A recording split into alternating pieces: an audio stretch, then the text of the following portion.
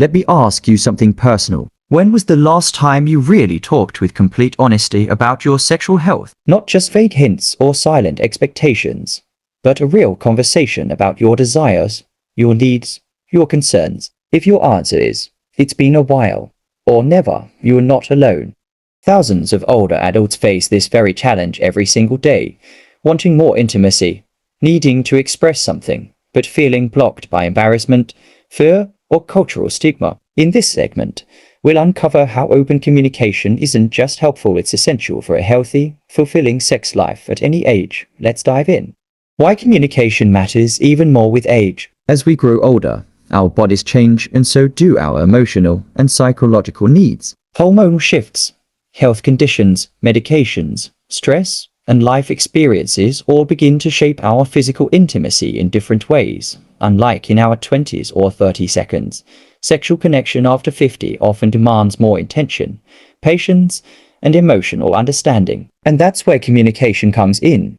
Without it, partners might feel rejected when intimacy decreases, unsure how to bring up physical difficulties, ashamed of changes in desire, afraid of being misunderstood. On the flip side, couples who talk openly about sex report higher satisfaction, deeper connection, and less anxiety about their changing bodies. So yes, it starts with a conversation. The silent suffering. What's not being said? Let's paint a common scenario. Ramesh, age 62, has been married to his wife for over 30 years. For the past few months, he's been experiencing erectile difficulties. He feels ashamed. He avoids intimacy not because he doesn't love her, but because he's afraid of failing. His wife, meanwhile, notices the distance. She wonders if he's lost interest in her. She feels unloved and unattractive. Neither of them speaks about it. Days turn into weeks. The gap grows wider. Now imagine a different version. Ramesh sits down with his wife and says, "I've noticed some changes, and I think it's time we talk. I've been having trouble, and I want to figure it out with you." That one moment of courage changes everything. The shame loses its power. The connection begins to heal. And more importantly, they can now explore options together. That's the power of honest, respectful communication. How to start the conversation. Practical tips. Starting a conversation about sex, especially later in life, can feel daunting, but it doesn't have to be. Here are 5 steps to make it easier. 1. Pick the right time and place. Don't try to bring up a sensitive topic in the middle of an argument or when either of you is distracted. Choose a quiet, comfortable moment, like during a walk or while relaxing at home. Example: "Hey, I've been thinking about us and our connection lately. Can we talk about something a bit personal?" 2. Be honest, not blaming. Talk about your experience without blaming or criticizing. Instead of, "You never want to be intimate anymore," say, "I miss our closeness, and I'd like to understand how you're feeling." 4. Ask and listen. After you share, make space for your partner. Ask, "How do you feel about this?" and really listen without interrupting. 5. Be patient. This may be the first honest sexual conversation in years or ever. That's okay. One talk won't solve everything, but it opens the door, including your doctor in the conversation. Many older adults are hesitant to talk to their doctors about sexual issues. But sexual health is health. Doctors are trained to help you with things like erectile dysfunction, vaginal dryness or pain, low libido, side effects of medication, hormonal imbalances, anxiety and stress linked to sex. What to say? "I've noticed some changes in my sexual health, and I'd like to talk about it." Is that okay? If your doctor isn't helpful or dismissive, find another one. You deserve care, respect, and proper guidance. Cultural taboos and shame. Let's break the silence. In many cultures, especially in South Asia, talking about sex is still considered taboo, especially for older adults. Many grew up in environments where sex was never discussed, especially not in respectful, open ways. But silence can create guilt, confusion, and loneliness. We need to change this. By having real conversations. You're not just helping yourself, you're breaking a cycle and showing younger generations that intimacy doesn't end with age, it evolves. What if you're single or widowed? Communication is just as important, even if you're not in a long-term relationship. If you're dating, be honest about your values, needs, and comfort levels. If you're exploring intimacy again after divorce or loss, talk openly with potential partners about boundaries, safety, and expectations. Sexual health includes consent. Protection, yes, Even older adults can get STIs. And emotional readiness. Common questions older adults have but rarely ask. Q. Is it normal for my desire to change with age? Yes. Hormones, medications, and lifestyle all play a role. Communicating those changes helps you adapt together. Q. I feel embarrassed. What if I say the wrong thing? Vulnerability is strength. Even saying, this is hard for me to talk about, is a great start. Q. What if my partner doesn't want to talk about it? Be gentle, patient, and persistent. Try again another time. Let them know it matters to you and the relationship. Closing thoughts. Courage builds connection. Every meaningful relationship is built on communication, not just about everyday things, but about the things that are hardest to say. Talking about your sexual health as you age may feel awkward at first, but it's an act of love for yourself and your partner. It opens the door to healing, connection, new experiences, and even joy. You've spent a lifetime learning and growing. This is just another chapter, a beautiful one where intimacy becomes more about trust, understanding, and deep connection than anything else. So go ahead. Speak. And let the healing begin. Part 2. Focus on emotional connection. Let's take a moment to pause and reflect. When we think about sexual health, most people jump straight to the physical, performance, stamina, ability. But here's a powerful truth that many forget. Emotional connection is the heart of sexual well-being, especially as we grow older. You see, in youth, intimacy often begins with physical attraction and impulsive passion. But in later life, sexual satisfaction becomes much more deeply tied to our emotions, our sense of trust, closeness, and being seen.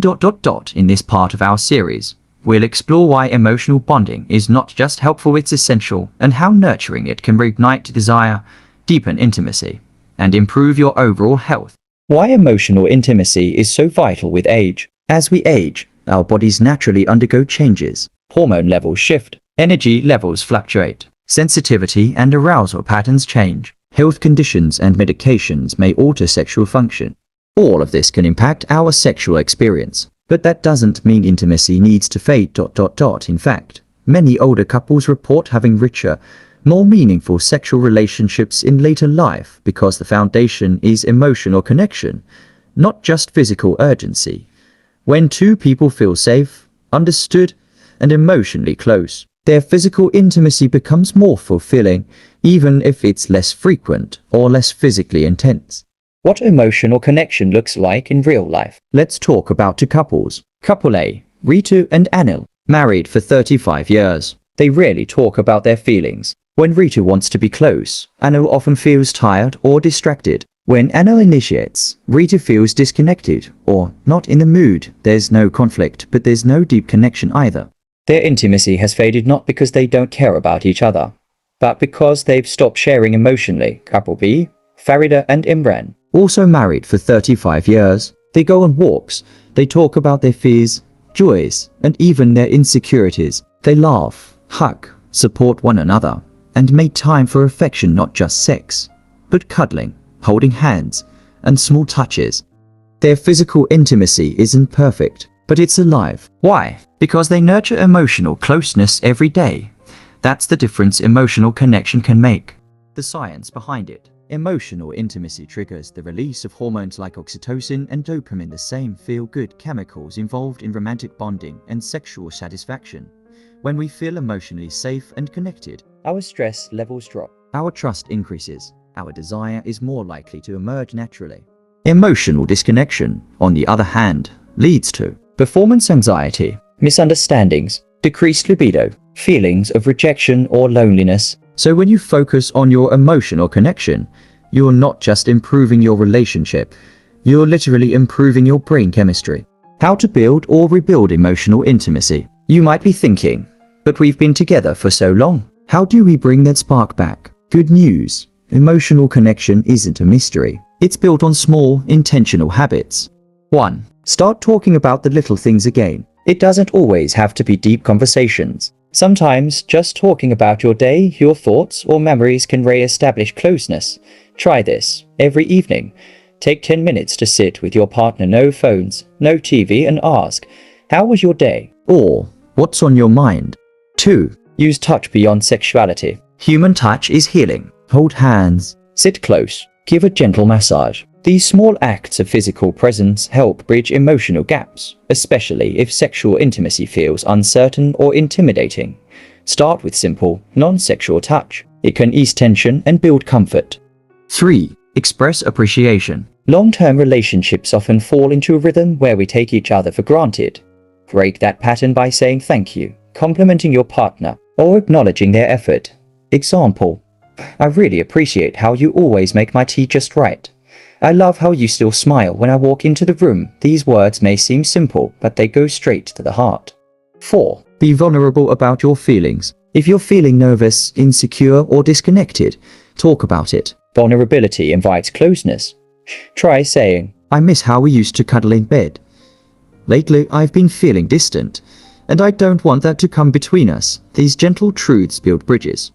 5. Laugh together. Laughter is a powerful emotional bond. Watch a comedy together. Tell old stories. Make fun of yourselves. Playfulness creates warmth, and warmth invites intimacy. For singles or widowed individuals, even if you're not currently in a relationship, emotional connection still plays a key role in your sexual health and readiness. Ask yourself, am I emotionally open to intimacy again? What kind of emotional connection am I looking for? Can I talk about my needs and fears with honesty? When entering new relationships, prioritize emotional compatibility just as much as physical attraction. It will set the foundation for more meaningful intimacy. Emotional baggage. A silent blocker. Sometimes emotional connection is blocked by unspoken pain, past betrayals, and resolved arguments, loneliness, fear of aging or rejection. You may not even realize how much these emotions are affecting your intimacy until you stop and reflect. One powerful step toward emotional closeness is to acknowledge old wounds and, if possible, seek healing through honest conversations or professional guidance like couples counseling. It's never too late to start over emotionally. Every day is a chance to get closer.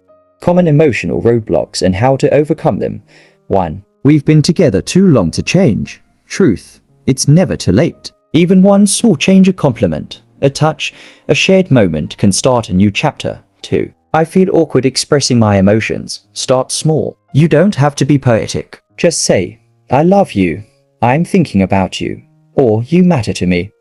3. We don't have anything in common anymore. Reignite shared interests, gardening, music, cooking, or explore new ones together. Curiosity can rebuild connection. Intimacy without intercourse. It's important to redefine what intimacy means. It's not always about intercourse. Emotional connection allows couples to enjoy cuddling, talking in bed, holding each other, massage or sensual touch, eye contact, and shared silence. These forms of connection are just as important and often more fulfilling than the act of sex alone. Closing thoughts. The heart comes first. In the journey of sexual health, the strongest muscle isn't physical, it's emotional. When you focus on building a deep, respectful, emotionally safe bond, everything else becomes easier. Challenges become conversations. Fear becomes comfort. Distance becomes closeness. So today, ask yourself, what's one small thing I can do to feel emotionally closer to my partner or to myself? Maybe it's a kind word, a hug, a question, a memory shared. It doesn't have to be dramatic, it just has to be honest, because at the end of the day, emotional connection isn't about perfection, it's about presence.